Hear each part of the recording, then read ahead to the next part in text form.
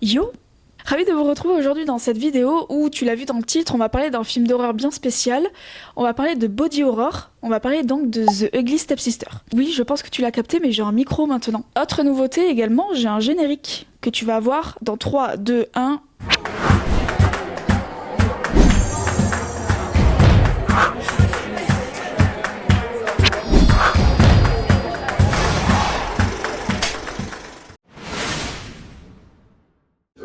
T'as kiffé le générique ? Moi j'ai kiffé le faire en tout cas, c'était grave sympa. Bref, quoi qu'il en soit, aujourd'hui on va parler donc de The Ugly Stepsister, et avant toute chose, de quoi parle le film ? Ce film nous raconte l'histoire d'Elvira, une jeune femme obsédée par le prince, mais également par le fait d'être une belle femme. Son rêve à elle, épouser le prince. Malheureusement pour elle, sa demi-sœur lui fera concurrence pour épouser celui-ci, ce à quoi elle fera absolument tout pour être la plus belle et épouser le prince. Trop de princes dans ce synopsis, non ? Si vous aimez les films d'horreur en règle générale, vous allez aimer ce film, mais si vous aimez le body horror, vous allez adorer ce film. Pour ce film, on n'est pas du tout aux États-Unis, on est au nord de l'Europe et plus précisément en Norvège. Et ça fait vraiment plaisir de ne pas avoir de production américaine pour un film d'horreur. Parce que les films d'horreur américains, on va pas se mytho, niveau mise en scène, prise de risque, c'est pas trop ça. Hein. Après, moi je suis pas très objectif parce que je suis un peu fâchée avec le cinéma d'horreur américain depuis quelques mois. Voilà. D'ailleurs, d'un point de vue personnel, je trouve qu'en Europe, on fait des bêtes de films d'horreur. L'Asie aussi font des super films d'horreur. Et justement, en restant dans le côté prise de risque, je trouve que The Ugly Stepsister, il apporte vraiment une certaine fraîcheur à l'horreur.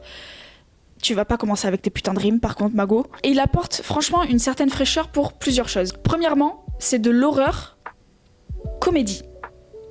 3, 2, 1. Les films d'horreur comédie, on n'en voit quasiment jamais. La dernière fois qu'on a entendu parler d'un film d'horreur comédie, c'était avec Tusk en 2014, ou alors il y en a eu d'autres là récemment, mais je n'ai pas les infos, qui était un film vraiment très mauvais d'ailleurs. The Ugly Stepsister, le côté comédie, en fait, il est fait de façon soft et il n'impacte pas le côté horreur. Et ça, c'est hyper important. La comédie est faite dans 3 choses spécifiques dans le film. Premièrement, dans le côté audiovisuel, on va vachement le retrouver notamment dans le montage vidéo, avec des effets visuels très présents. En deuxième, on va l'avoir dans tout ce qui est mise en scène, mais quand je dis mise en scène, je parle pas des dialogues, attention. On va vraiment la retrouver dans une situation bien plus que, encore une fois, des dialogues. Quand on dit comédie, le premier truc auquel on pense généralement, c'est il faut que je fasse rire mon spectateur avec des dialogues parce que, je cite, ce qu'il a dit le personnage là, c'est drôle. Une troisième chose, c'est tout simplement le personnage en lui-même d'Elvira. Et ça, c'est le point qui revient le plus souvent. On rappelle, Elvira, c'est une jeune femme qui se veut être moche, grosse, et en fait, dans la société, quand tu es grosse et moche, tu es également stupide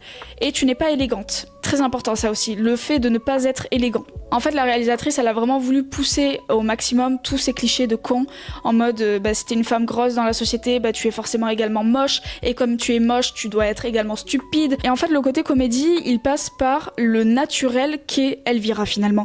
Elvira, c'est une femme qui est très naturelle, qui n'a pas été élevée de façon distinguée, élégante encore une fois, c'est vraiment une femme qui est très naturelle, et Elvira, à côté de certaines femmes, c'est clairement un boulet en fait. Exemple tout bête, mais par exemple la demi-sœur d'Elvira, quand elle danse, elle est belle, elle est gracieuse, elle est distinguée, elle fait des beaux gestes. Elvira, elle, quand elle danse, ça ressemble un peu à toi à 3h du matin en sortant de boîte de nuit et qui te dit « Ouais, je vais taper ma meilleure chorégraphie ». Alors que non. Non, faut pas faire ça. Non, tu ressembles à rien. Voilà, Elvira, c'est exactement pareil. Autre exemple, la demi-sœur, quand elle sourit, t'as l'impression qu'elle sort d'une publicité pour dentifrice. Elvira, quand elle sourit, elle ressemble plus à Chandler Bing dans un épisode de Friends qu'autre chose.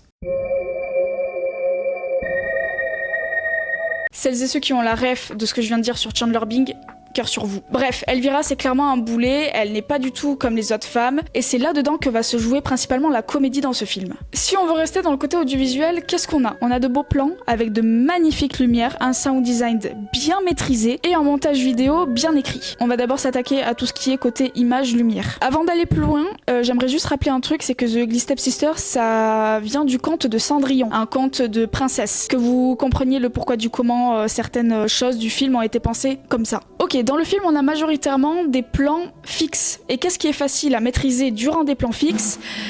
La lumière. Alors je mets facile à gérer entre grands guillemets. Les chauffe-up images et l'électro, si vous passez par là, me tapez pas. Je sais à quel point c'est difficile votre métier. Il y a quand même des scènes où la lumière, en fait, c'est littéralement le main caractère. Et puis elle recommence avec ses putains de rimes, la go. Et en fait, les lumières, elles sont hyper présentes lorsque nous sommes dans l'imagination d'Elvira qui s'imagine épousant le prince. Ce sont des scènes qui sont très féeriques, justement pour illustrer ce conte de princesse. C'est pour ça que je rappelais tout à l'heure le conte de Cendrillon, parce qu'on a quand même pas mal de scènes où en fait on est dans l'imagination d'Elvira et ça a une DA vraiment très féerique avec des couleurs pastel. Oui, et bien évidemment, il y a l'étalonnage qui va avec les lumières. Voilà, parce que les lumières, elles sont belles sur le tournage, mais si tu n'as pas d'étalonnage, compliqué de faire ce qu'ils ont pu faire. Et justement, je trouve que ça a vraiment rajouté un côté très artistique, ces scènes-là. Et j'ai trouvé ça génial. Ça nous sort encore une fois de ce qu'on a l'habitude de voir en cinéma d'horreur. Les lumières dans le film de base, elles sont très ternes. Et j'ai trouvé vraiment que ça te faisait une certaine coupure et ça te faisait un petit peu respirer par moment. Parce que oui, pour revenir dans la vraie vie du coup d'Elvira, qui est quand même assez poisseuse finalement,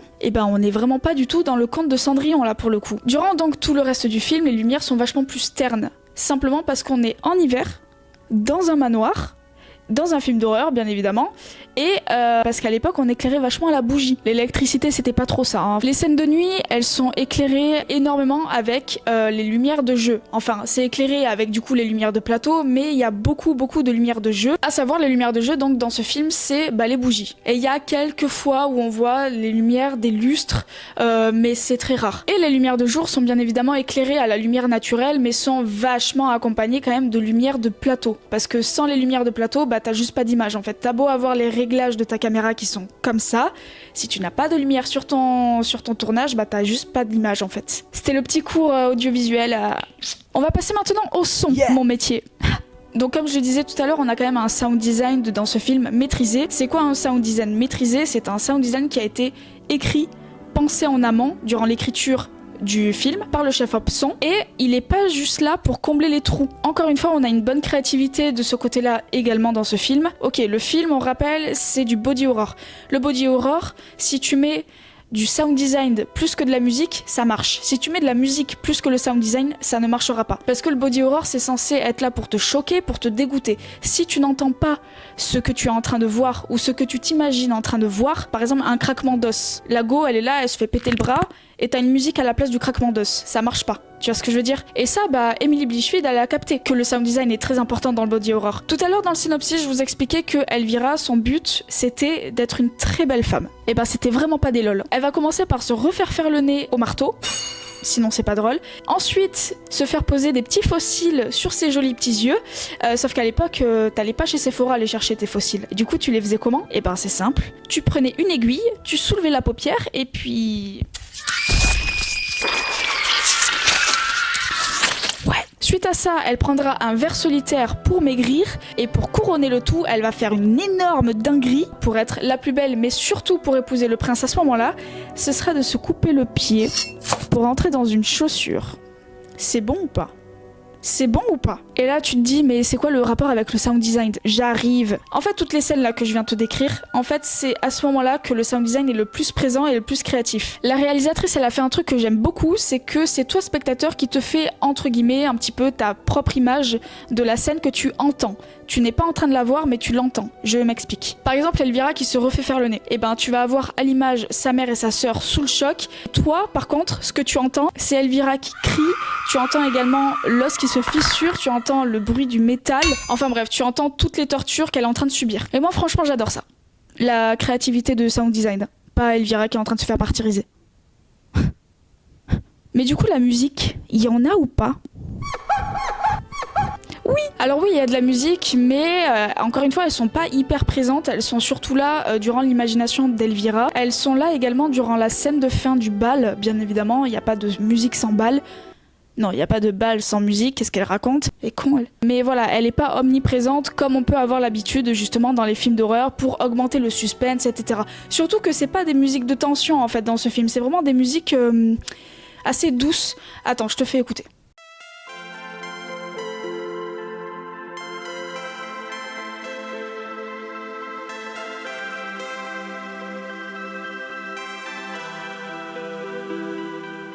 Voilà, tu vois, c'est vraiment pas le truc style Conjuring. C'est vraiment pas de la musique de tension, t'es pas là vraiment pour avoir peur. Après, elles sont sympas, hein, mais c'est pas les soundtracks de l'année, quoi. De toute façon, les soundtracks de l'année, c'est les musiques de Sinners, hein. Qu'on soit d'accord. Vous n'êtes pas d'accord avec ça? Bande de losers. Par contre, premier degré, c'est quoi vos soundtracks préférés de cette année?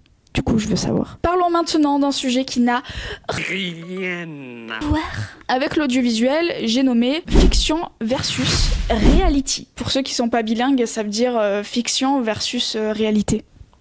Au cas où. Ok, on rappelle vite fait là le sujet de base du film, être la plus belle à tout prix. Être belle à n'importe quel prix. Ça ressemble quand même étroitement à ce que nous on subit au quotidien, non les femmes. Et pour ça, j'ai trouvé l'exemple absolument parfait. Dans le film, Elvira, elle prend un verre solitaire pour maigrir le plus rapidement possible. Ok, si je vous dis Kim Kardashian, Marilyn Monroe, robe, normalement si tu connais l'histoire, tu sais de quoi je vais parler. En 2022, lors du Met Gala, Kim Kardashian, elle a encore frappé avec un caprice, à savoir rentrer à tout prix dans la robe de Marilyn Monroe. Le problème, c'est que Kardashian et Monroe, elles ont pas du tout la même morphologie. Du coup, qu'est-ce qu'elle a fait, Kim Kardashian ?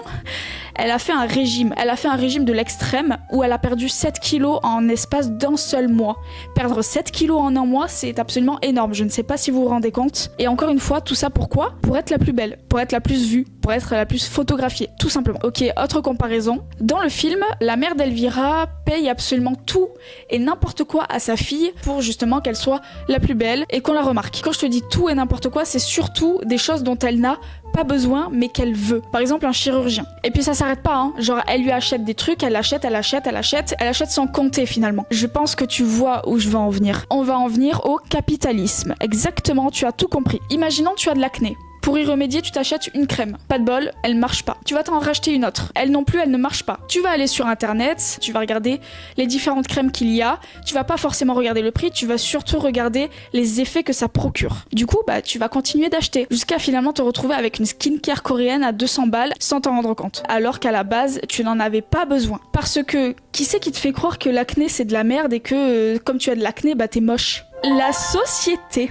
capitaliste, mais également patriarcale, parce que les deux vont très très très souvent ensemble. Alors à la fin de The Ugly Stepsister, on retrouve Elvira qui se pète la gueule dans les escaliers et qui, tout ce qu'elle avait de superficiel sur elle, s'en va. Suite à ça, elle va prendre la route à cheval avec sa sœur, et en fait quand on la voit avec sa sœur et qu'elle soit redevenue elle-même, en fait elle a l'air vachement... C'est pas qu'elle a l'air, c'est qu'elle est beaucoup plus soulagée. Comme si finalement elle s'était rendue compte que toutes les merdes qu'elle avait vécues en amont, toutes les merdes qu'elle avait eues sur son corps, sur son physique, ça servait finalement à rien et qu'elle était bien plus heureuse au naturel. Elle s'appréciait telle qu'elle était et que c'est juste la société en général qui l'a poussée à se faire croire à elle-même qu'en fait elle était une merde parce qu'elle n'était pas comme les autres femmes, qu'elle n'était pas belle, qu'elle n'était pas mince, qu'elle ne savait pas danser, qu'elle n'était pas élégante, etc. Et j'en sais encore. Pour citer un autre film bien plus connu, The Substance.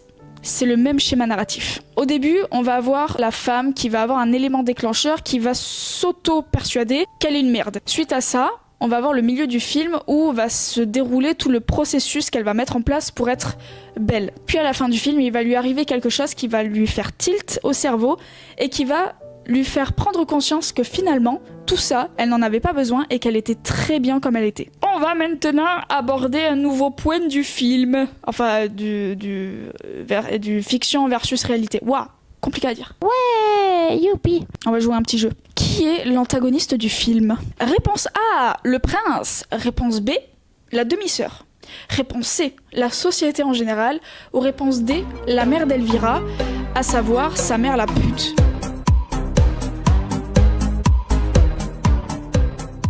Oui, bravo à toi, tu avais la bonne réponse, c'était la réponse D et c'était sa mère la grosse pute. J'exagère à peine sur le sa mère la grosse pute. Ouais, parce que l'antagoniste du film finalement, c'est même pas le prince, c'est sa mère à Elvira. Excusez-moi, mais vous avez vu le comportement de la daronne envers sa fille ?